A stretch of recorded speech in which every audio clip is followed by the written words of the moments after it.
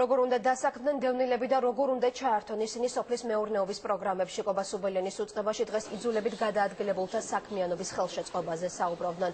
სუბელიანი გააროს სურსათისა და სოფლის მეურნეობის ორგანიზაციის რეგიონალურ კოორდინატორს ჯუტა კრაუზერს შეხვდა. მხარეებმა დაგეგმეს კონკრეტული პროექტები, რომლებიც დევნილთა დასაქმებას შეუწყობს ხელს. კრაუზერის ორგანიზაცია იძულებით გადაადგილებულებს სასოფლო სამეურნეო საქმიანობის დაწყებაში უკვე წლებია ეხმარება. მათი მონაწილეობით დევნილებმა საგურამოში, სკრასა და სხვა კომპაქტური ჩასახლების ადგილებში სხვადასხვა სამეურნეო საქმეს მოჰკიდეს ხელი. მათ შორის მეკურთხლეობა და მეფუტკრეობა. ორგანიზაცია გვეხმარება, რომ გლეხები იყვნენ თვითდასაქმებულები, დევნილები, რომლებიც სოფლის მეურნეობით ცხოვრობენ. საწყის ეტაპზე მათ შეიძლება არ გააჩნდეთ სახნავს ათესის საშუალებები, ამიტომ ორგანიზაცია FAO გვეხმარება, რომ ფეხი ავადგმევინოთ გლეხებს და იყვნენ თვითდასაქმებულები, საკუთარ შემოსავალზე ასე ვთქვათ დამოკიდებულები და არ იყვნენ სხვის დახმარებაზე მუდმივად. ჩვენი ორგანიზაცია საქართველოს მთავრობას ყოველთვის ეხმარება დევნილების პრობლემების გადაჭრაში.